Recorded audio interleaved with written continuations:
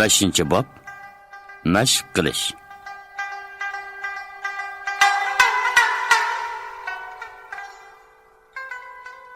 Sutuq do'stlari bilan otliq Qo'mol tog'dan yo'qolsaga ko'tarilmoqda edi. Aylanma tog' yo'llardan o'tib, pushuldab o'rlagan otlar davonning ustiga chiqib to'xtadi. Sutuq otning beshini orqasiga, ko'npetishga burab, o'zangiga dastlab sal ko'tarildi va qo'lini peshonasiga qo'yib, yiroqqa qaradi. O'ng yoqda qatma-qat tog'lar. Yiroq ufuqda Pamir tog'lari qad ko'tarib turmoqda. Muztog' otining oqbosh cho'qqisi osmonga qadalgandek turadi. Tog' bag'ridan kun chiqishga qarab so'zilgan yezi kentlar ochiq ko'rinmoqda. Takshi to'pilikda yaproqlari sarg'aygan daraxtlar orasida O'rdi kent shahri ko'rinib turdi. Shu qadar go'zal makon. Biroq kishilar ig'ir kunlarni kechirmoqda. Rostaysiz bekach. deb qo'shildi Botur tog'a etini devitib oldig'iroq kelib.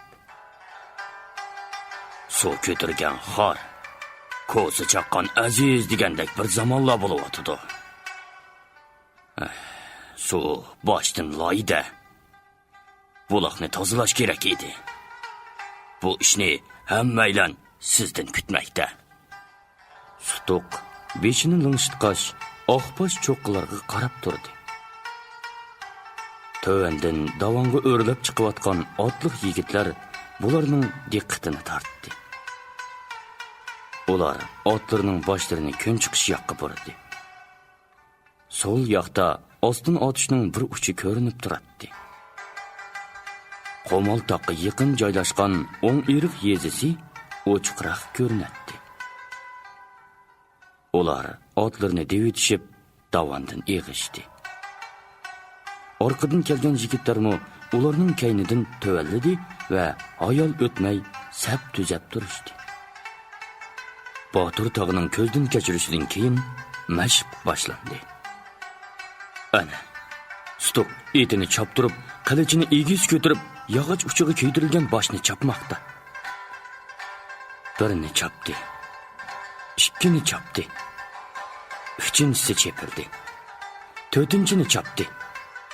5-chi, 6-chi bosh yerga tushdi. 7-chi, 8-chisi qimirlamadi. Sutuq etini orom to'xtatib orqaga buraldi va Botur tog'a bir qancha kishi bilan turgan do'ngning yeniga kelib to'xtadi. Sutuq bosh chepib kelayotgan do'stlariga qaradi. Ana ular. Arslan, Oydin, Ilik, Qilish, Yulduz. Yani 20'deki yigit shu xilda bosh chopdi. Goyilari 2-3 boshni, goyilari 4-5 boshni chopoldi. Yolg'iz Qilishla 10 boshning hammasini chepib tushirdi. Hammaylan uni olqishladi. Qunduz hammadan qizg'in va chin chavoq chaldi. Qilich odatdagi ishlarda to'limi tirishchan edi. Maktabda berilgan savoqlarni o'zlashtirishda bak ko'rinarlik bo'lmasimi, lekin mashqda u bakma tirishchan edi. Botur tog'a biror harakatni o'rgatganda u toza zang qo'yib ko'rib turgandan boshqa o'zi qayta mashq qiladi. Go'yida bo'sh vaqt topsala qo'liga qilich yoki nayza ilib mashq qilgandek qiliqlarni qilib ketadi. Go'yida boshqalardan ataganrak turib yoki kechrak yetib mashq qiladi yoki boshqalardan o'rganadi. Sutuqmo ko'p chog'larda Qilish bilan bir jup bo'lib mashq qiladi. Qilish bo'lsa Sutuqni shafqatchim deb to'limi hurmat qiladi. Cherikchi mashqdan keyin dam ilib salqinlab o'ltirgan chog'da Sutuq yanala ovukini qilg'inidek qo'yoq mis boshliqni yeshib selib etib maydonga tushib ko'pchilikka qarab yaktiz bo'lib o'ltirdi-da.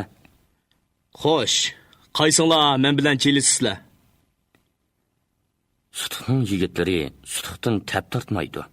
ko'rinmaydi degan bilanmi, xon o'g'il, bir yeri bir nima bo'lib qolmasin deb, baribir sal oyishatdi. Yiqilgan chilishqa to'ymabdi deb, yana maydonga tushib oldingiz-ku? Dedi Oydin. Yiqilib qolsangiz, paxlan bo'lib ma'amsiz? Toshqon oydinni sakragandek sakrab mi beray? Dedi Sutuq Oydinga qarab chaqchaq bilan. Qilich bilan teq chilish boqmadingiz. Qilich tushsin. Dedi Arslan qilishga sharat qilib. Qilich haqiqatan usta chilishchi edi. Mushu kungacha bir qancha qitimliq chilishda qilich teq yengilib boqmagan edi. Bugun u maydonga tushgan vaqtida shafqatchimni hargiz yangmayman deb o'ylagan bo'lg'achqa, toza yonpashqa kelgan vaqtlardami Sutuqni yiqitmadi. Aksicha o'zi yiqildi. Buni Sutuq sezib qoldi. Bu nima qiliq? Yiqtidigan paytda meni yiqitmay, o'zi yiqilib berish meni ayg'anliqmi? Menga bundaq palvonlik kerak emas. Sutuq qaytadan chelishimiz deb turib oldi. Va oxiri qattiq ilishlardan keyin Sutuq yanada yiqildi va yiqilganiga haqiqiy turda tan berdi. Mayli qilichvozlik, mayli nayzvozlik bo'lsin yoki chelishdi bo'lsin, qarshi tarafga hargiz rahim qilmaslik kerak. Dam ilishdan keyin otliq nayzavozlik boshlandi. Yigitlar uzun nayzlarini o'ng qo'li bilan oldiga engishib turib, ot choptirib kelib, qator tizib qo'yilgan odamlarga sanjib o'tdi. Natija o'xshash bo'lmadi. Bu da Sutuq hamma odamga to'g'ri sanjidi. Mis boshliq, to'mir quyoq kiygan, yuziga sim to'r tatgan Botir tog'a uzun nayzini qo'liga olgan holda etini devitib maydonga tushdi va Sutuqni taklif qildi. Sutuqmi qo'liga nayzi olgan holda o'tirg'i chiqdi. Ular yuzma-yuz kelib, nayzlarini urishtirib qo'yib, orqaga burildi. 50-60 qo'lashdak borgandan keyin otlarni orqasiga burab to'xtadi. Ikkilisi nayzini egiz ko'tarib qo'yib, udul tanliginicha bir-biriga qarshi otchab turdi. Xeyli jiddiy nayzlashgandan keyin Botir tog'a Sutuqning maydisiga nayzi uchini sanjidi. Ular to'xtadi. Keyin Botir tog'a otliq nayzlashni yana bir qitim Sutuqqa o'rgatdi.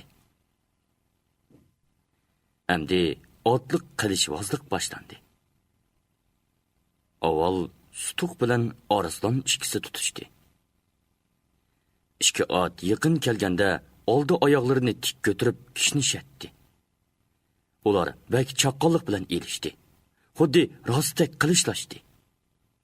Oxiri Sutuq qilishni zarb bilan Arslanning beshiga urmoqchi bo'ldi.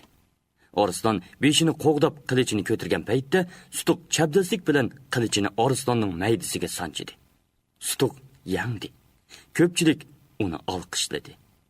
Uningdan keyin Botir tog'ining buyrug'i bilan yigit qizlar 10 dan 2 ga ayrildi. Jang kiyimlarini kiyib, qilichlarini tutib, 20 g'olash orliqda jangga tayyor turishdi. Botir tog'ining qo'l ishorati bilan ot silishdi va qilichvozlik boshlanib ketdi. Tog'a ham hayajon, ham zo'q bilan ularni ko'zitib turardi. Hammasi bak chabdaslik bilan ilishatdi. Ba'zilarning otlari yiqilib to'pig'i melinatdi. Sutuq moyirlik bilan urishdi. Qizlarmi chaqqonlik bilan bir ikkisini yiqitdi. Qilichvozlik mashqi ana shu taqlidda xeyli vaqtgacha davom qildi. Sutuqlar qaytib, Qo'moltoq dovonining taskay tarafiga o'tdi. Qop balga kelganda Sutuqni yondab kelayotgan qilich "Bekach, qarang, uni!" dedi begiz qo'li bilan yiroq tovanni ko'rsatib. Sutuq otning tezginini tortdi. Boshqa otliqlarmi to'xtadi. Ular tog' bag'rida uzoqqa so'zilgan bir nimalarni ko'rdi. Otni choptirib, so'l yoqdagi bir do'ngga chiqib, peshonlariga qo'llarini qo'yib qargan edi, endi o'chiqroq ko'rindi. qator tizilib ketib borgan odamlar. Oldi kaynida va o'tirida bir necha otliq. Stoq tövanga ot soldi. Boshqalarmi uning kaynidan chepishdi. Stoqning eti hamon oldini bermaydi. Shu topda Stoqning beg'irrang kepinak to'ni shamoldan lapildaydi. Targa tushib, yodab qolgan otlar baslashib chapa-chapa qizib ketdi. Bolalar o'zangiga tepib, orqalariga dojib, otlarning tizginini qattiq tortib chopmoqda. Ikki ot qattiq chepib ketgan edi, keyin tizginini tortib, birini o'ngga, birini so'lga burab, chepib do'ngga chiqib ketdi. Oydinning etining og'zi qattiqroq edi. U ikki yenidagi otlarga sinoyan qarab, ushqandek chapatdi. Oydin borliq kuchi bilan tizginni tortdi. Oydin, paqas bo'ling! Dedi Stoq uningga yondab kelib. Oydinning jiran qoshqi eti aplab eg'iz durqini tishlab oldi-da, buyum bermay apqashdi. Voy bo'lmadi! Dedi Stoq ansirab, etining beqiniga devid kuch bilan urib va uning kaynidan ot soldi. Arslan chepib kelib, Stoqning etining tizginini tutdi. Bo'lmaydi. Sizning etingizmi apqochidi? Qilish, siz bering. Qilish etining beshini qo'yib berdi va otning beqiniga tepib, g'o'yildab uchib ketdi. Oydin qancha tirishqan bilanmi etini amdi to'xtatib ololmaydi.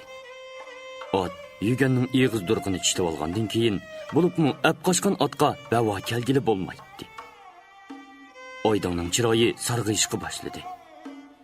Qilishning qora org'imiqi o'qdek ushmoqda edi va qadam-qadam Oydinga yaqinlashdi. Uni ko'rgan jiran qochqa texim ishtik chepishga boshladi. Qilish birdam yondab chapqandan keyin jiranning tizginidan oldi va tang chepib, osta-osta so'l yoqqa burdi. Oxir orqadagi do'ngga burib oldi. Otlarning chepishi ostiladi va og'ir berib to'xtadi. Qilish Oydinni otdan tushirdi. Oydin kichik do'ngning bag'riga daldanshib berib o'zini tashlab etdi. Stoqlar chepib keldi va ansirab Oydinning atrofiga o'lashdi. Stoq otdan sakrab tushib, Oydinning yenida o'ltirdi. Qadaqroq, ortiqcha malollik etmaganda. deb so'radi u va yog'liqni chiqarib, Oydinning chekisidagi tarni etdi. Oydin hech gap yo'q degandek beshini lang'ishtirib qo'yib, so'z kulimsirdi. Stoqlar tog'ni beg'irlab, janub yoqdan kelayotgan, boya yiroqdan ko'ringan heliqi kishilarga yaqinlashdi. Jo'l-jo'l kiyim kiygan 40-50 qo'l dumbilariga qotil bilan yo'g'on tosh-tuz ortilgan. Zanjir bilan bir-biriga chetilgan. Qonig'on, kishallangan putlarini aran yo'tkab kelmoqda edi. Qatorning oldida ko'mshar burun, kali ko'z, qora soqol, yo'g'on qursoq birisi otliq mugdab ketib boradi. Oxirida ovining ta'turi. Mo'nak bosh, evriq bo'yin, yepiq ko'z, panoq, ko'si birisi kaltakni egarning qushpeshi oldiga qo'yib, g'ingshib naqshi aytib ketib boradi. Qatorning ikki yenida nayzi tutgan 4-8 kishi qo'llarini nazorat qilib ketib boradi. Stoq qatorning oldiga keldi. Hay, sen kim? deb varqirdi Stoq va qamchisi bilan eliqi semizning qo'rsiqini noqidi. Mugdab ketib borgan semiz cho'chib ko'zini ochdi-da, sat varqirab otdan yiqildi. Ondan injiqlig'icha osta pashtirni qiqib qopdi. Nima odamsan? so'radi Stoq. Men oddiy xizmatkorman. Xon o'g'liga bosh egdi u. Kimning xizmatisan? Ordu beshining. U bir nima tepib olgandek to'satdan beshini ko'tarib ko'ramadi. Ha, men ordu beshining tog'usining xotinining kichik singlisining eri bo'laman. Oho, katta kishgansan. Ha, ancha kichik odam emasman. Orda jamoat urug'iga tava bo'laman. Texmi ko'rangib maydisini kardi u va burtini silab qo'ydi. Uning sat aptini ko'rib turgan Sutuqning do'stlari toza telqib kulishdi. Semiz avval kulayotganlarga hayron bo'lib qaradi. Keyin qo'shilib kuldi. Ammo nimishqa kulganligini o'zimi bilmaydi. U mening gapim yiqib ketdi deb xush bo'ldi bo'lg'ay. Kiyimlarini salsla katta kishi, dedi Sutuq kulkisini to'xtatib. Sal deyman.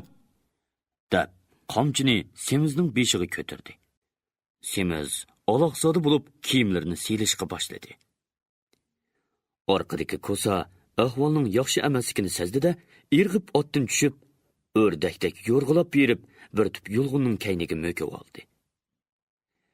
Uning belining tövini chiqib qolganligini ko'rgan Arslan ot ustida turib, qamchi bilan uning pallikiga birini soldi. "Ay Batur, chiqma yoqqa!" Ko'sa chiqib, titirginicha Arslonga egilib yelinishga boshladi. Arslan uni haydab Sutuqning yeniga ilib keldi. "Ha, katta kishidan yana birsi mayad ekan-da", dedi ko'siga qarab Sutuq. Hammaydan qiqas silib kulishdi.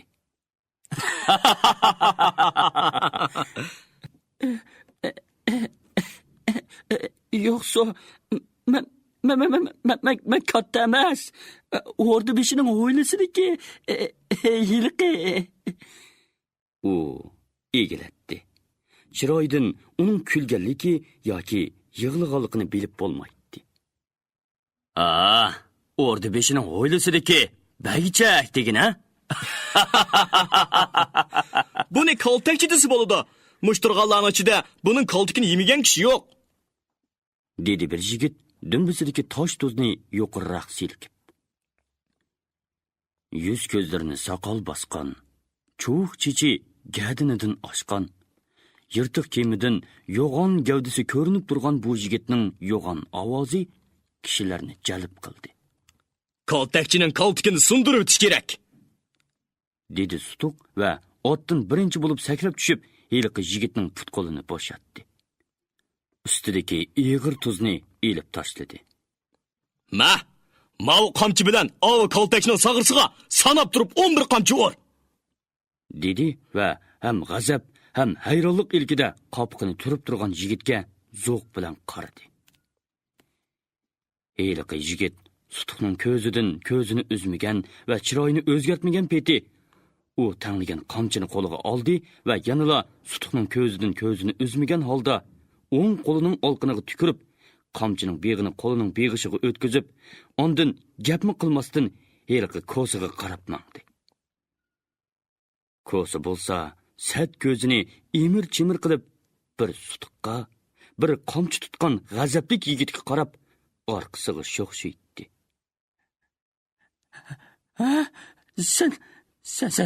Sen xo'jangga yanmoqchimi, ha? Bu isyon bilamsan. Yigit yanala gap qilmasdan kop qilib uning yoqasidan tutdi va oldiga bir tortibla noita abjillik bilan dum yotqizdi. Yaktiki ustidan kiyib olgan qo'y yungi yipida sipti to'qilgan qisqa yanglik panjirasini yuqoriga qayirib qo'yib, ko'sini chirqirtib turib, uning sag'risiga 11ni urdi-da, Sutuqning oldiga kelib, ta'zim qilib, ikki qo'llab qamchini Sutuqqa tutdi.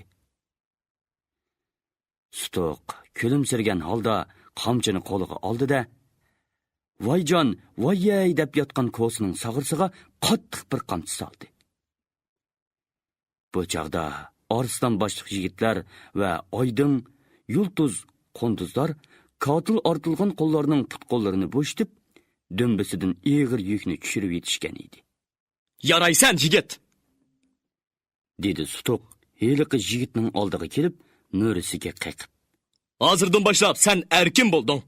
Xohlasang iting erkin bo'lsin. Ha? Erkin, biz bilan ketishni xohlamsan?" Yigit darhol tizlandi va olqinini juplab rahmat aytdi. "O'zlarini burunmi ko'rgan edim. Yengilishmasam, o'zlari xon o'g'il bo'lalar. Yana olqinni juplab ta'zim qildi. Menga erkinlik bergan kishi uchun o'lgich xizmat qilishga qasam qilganman. O'zlariga o'lgich chakir bo'lishni xohlayman. Sutuqning buyrug'i bilan ko'nglik ishton bilan qoldirilib, putiga kishan selinib, dömbisiga tuz ortilgan heriqi semiz bag bilan uning bo'ynidagi zanjirga chetilgan, o'xshash tuz ortilgan heriqi ko'sa, yukning ig'irligidan tarlab pishib, injiqlab, yalang'oyoq putini tastiga o'tkab, chiroyini purishtirib, sapning oldida yo'lga tushdi. Uningdan keyin nazoratchilar mangdi. Ularga kishan selinmagan, zanjirga bog'lanmagan edi. Ular bir parchadan tosh tuzni qo'ltiqlab, bir-biriga qarab ko'z qisib, kulib qo'yib ketishib bormoqda edi. Oxirda yashangan chor soqol bir qo'l ko'sining etiga minib, boshqa qo'llarga qarab kulimsirab ketib boradi. Boshqa qo'llari ikki yonda qator bo'lib, ba'zilari hatto qo'llariga kaltak ilib, ovlarni yalab ketib boradi.